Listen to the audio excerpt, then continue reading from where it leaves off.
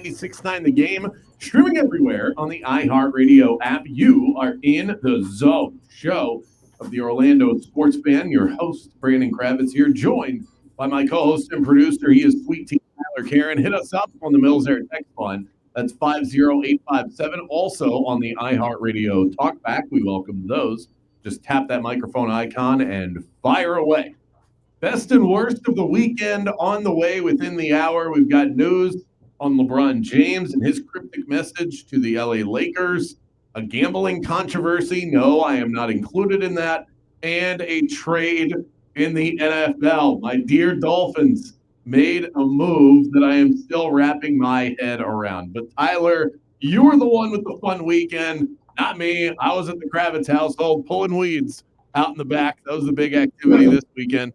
You had this big golf extravaganza. I mean, I thought you had turned PGA Tour player the way that you had your weekend lined up with a little bit of Cowboys in between. So you tell us, how did it go? How was the weather? Yeah, I mean, on Saturday down in Ventura, I shot a 47 or 48 on the back nine, which is fair for me. Breaking 100 is a goal.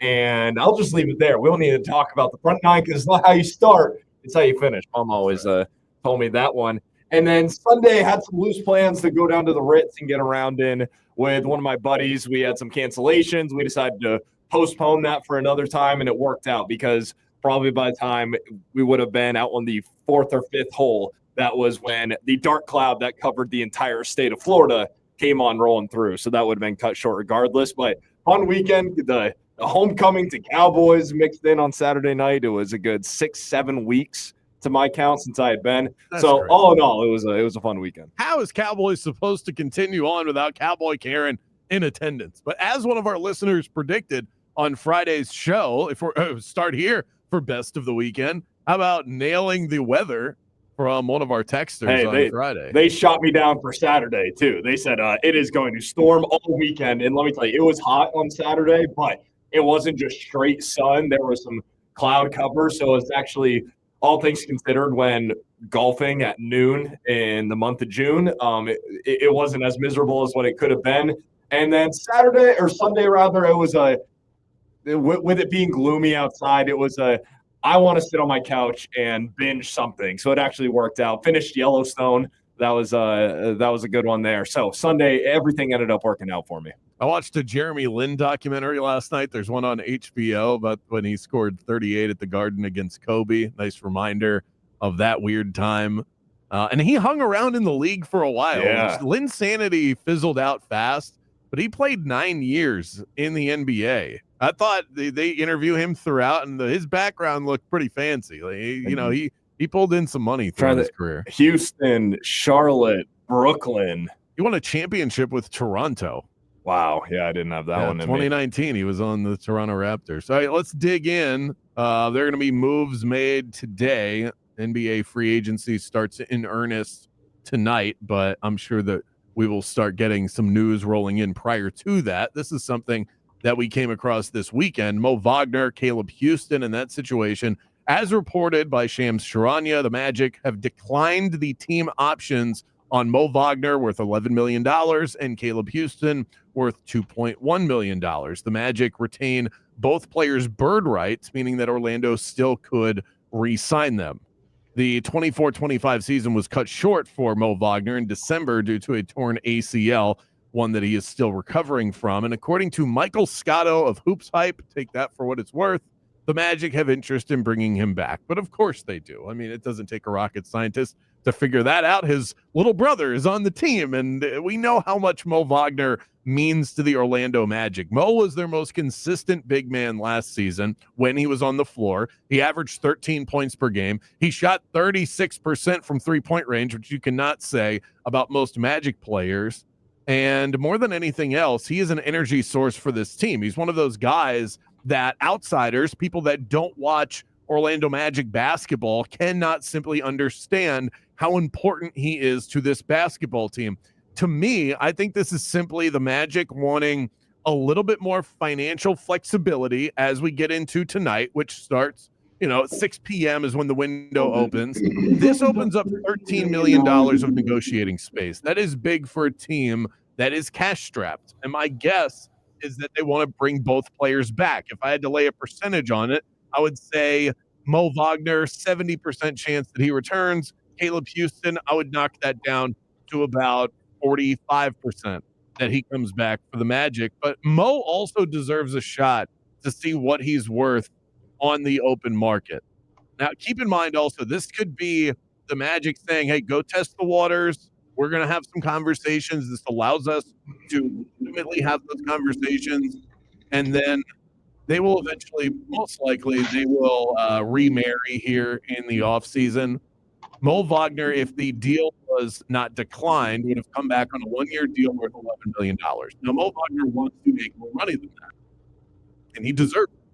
But more money could also be in a longer-term deal. The Magic could bring him back. Tyler, I was looking at, give me another center around the league that's making more money overall, that makes less money in terms of his average annual salary. And I found a really good name, a comp for Mo Wagner, Kevon Looney of the Golden State Warriors. 3 years, $22.5 million. That is more overall than what Mo Wagner was going to make if the team had brought him back on 11. That would double his salary overall.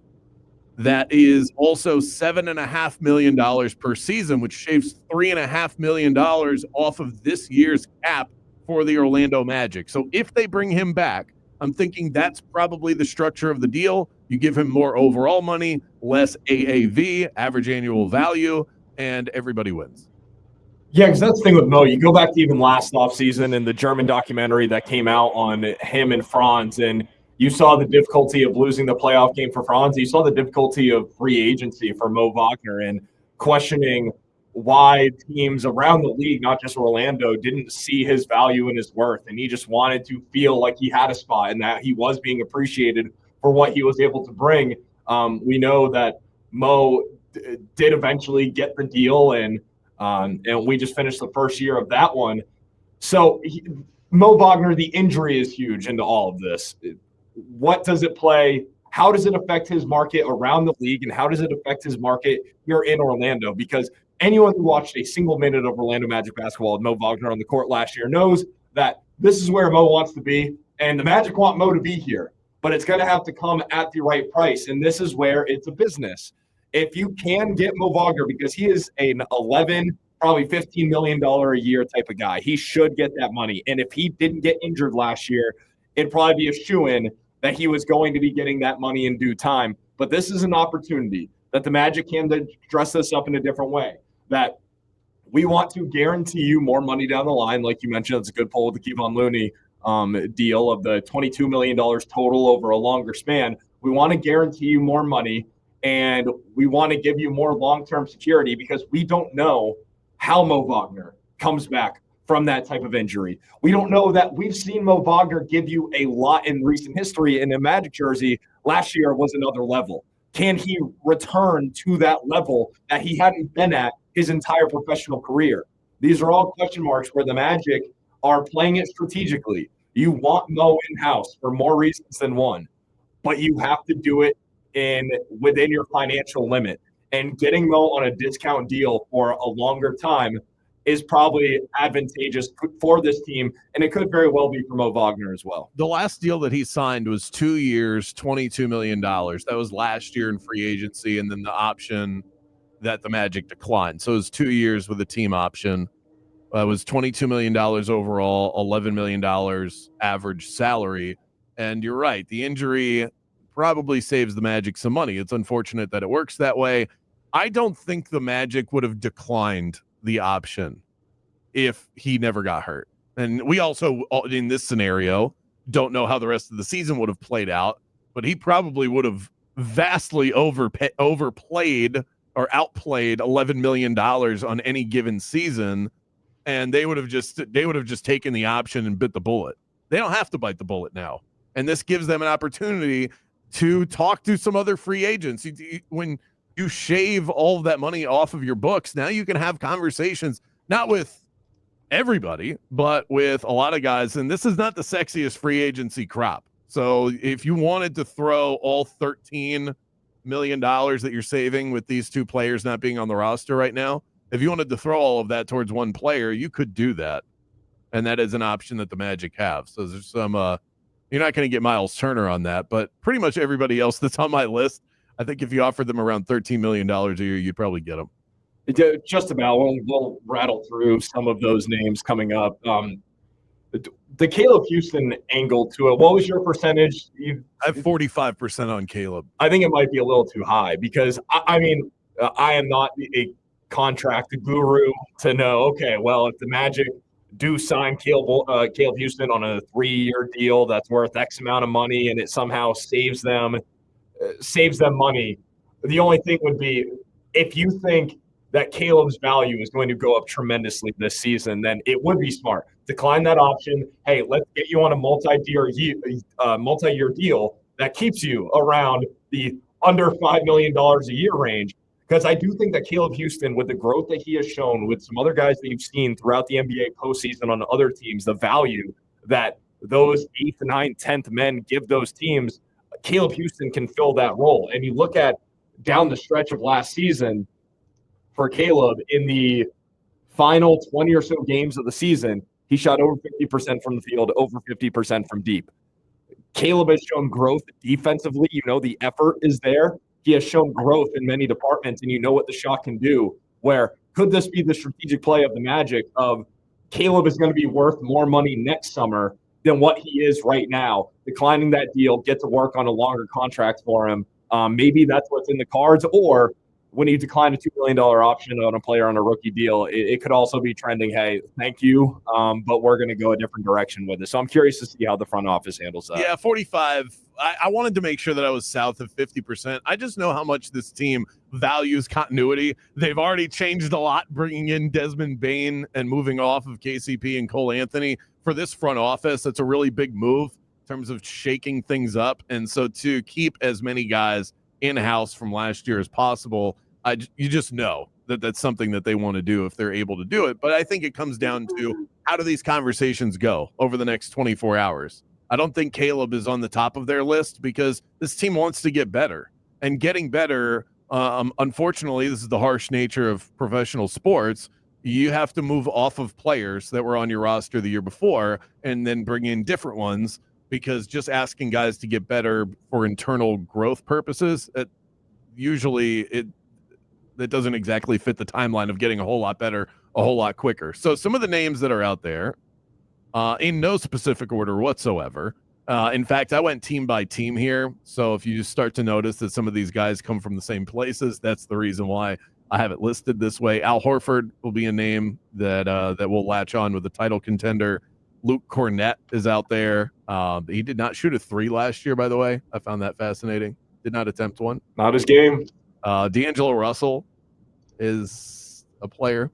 Ty Jerome is out there to be had. Apparently, the reports are that Cleveland, because they're up against it in terms of the luxury tax, they're not even going to attempt to bring Ty Jerome back. Spencer Dinwiddie would be another one. Russell Westbrook is on a player option, but it doesn't look like he's going to opt in on that. So I think he becomes available. If you're trying to get better at 3-point shooting, that can't be an option. Malik Beasley from the Detroit Pistons just became a whole lot less appealing overnight for the gambling investigation that we will get to later on in this show.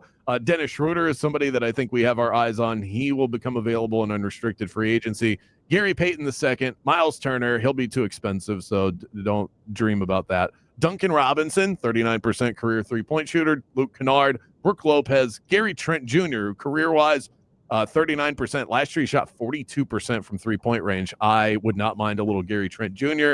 Definitely a conversation we've had in the past. Nickeil Alexander-Walker, he'll probably earn more money than the Magic have to spend right now. Kyle Lowry. Tyus Jones is someone that's been tied to the Magic every year since I've been covering sports. Chris Paul and Malcolm Brogdon. Those are the guys. Can I add another name that I don't know if you mentioned? You rattled through a decent amount on the list there. Did you bring up Trey Mann? I did not. Trey Mann was – so the Hornets did not pick up his $7 million option. I think that came out today. You look at Trey Mann, he averaged 14 a night last season for Charlotte. He was a 40% 3-point shooter. He's been known. He's a fine defender. He's one of those young guys that has tools to be a defender. How bought in is he? How bought in is anyone on the Charlotte Hornets? That's the next question that you have to ask yourself. I don't know what he is going to be worth out there in the market, but we like to look this time of year at the local ties for these guys, even at the professional level. Trey Mann is an alum of the Florida Gators, and he also played his high school basketball in the Central Florida area out in the Villages. So Trey Mann could be another name potentially that you start to see tied to Orlando as free agency moves along. I think he could be an exciting guard to bring off of the bench. Final thought on this for now, and this will be covered throughout the course of the show. Is there a name that you find yourself attached to? To me, I'm just looking at percentages. Just bring in somebody that shoots at least 38% from three-point range over the course of their career. Anything less than that, and I'm kind of not interested. Nickeil Alexander-Walker, by the way, does not fit that mold. He's a career 36% three-point shooter, but he played really well in the postseason, so he'll probably get overpaid for that. To me, that's it. I don't care who it is. I don't care if it's Kennard, Trent, Trey Mann. Get somebody that shoots over 38%. One name, this guy doesn't fit that build, but Dennis Schroeder is a name that you mentioned, a name that I brought up. He is someone that could be within the price range. If the Magic are going to spend the $13 million that was freed up on Mo and on Caleb Houstan for one guy, Dennis Schroeder's name is certainly in that conversation. He has been a journeyman the last numerous years in his career, but he's been an impactful player. He's the guy that he'll show up with 30 games left in the season, give you a strong 30 games, and then also strong performances in the playoffs. And I think it was this playoff run with Detroit. Let me double check this.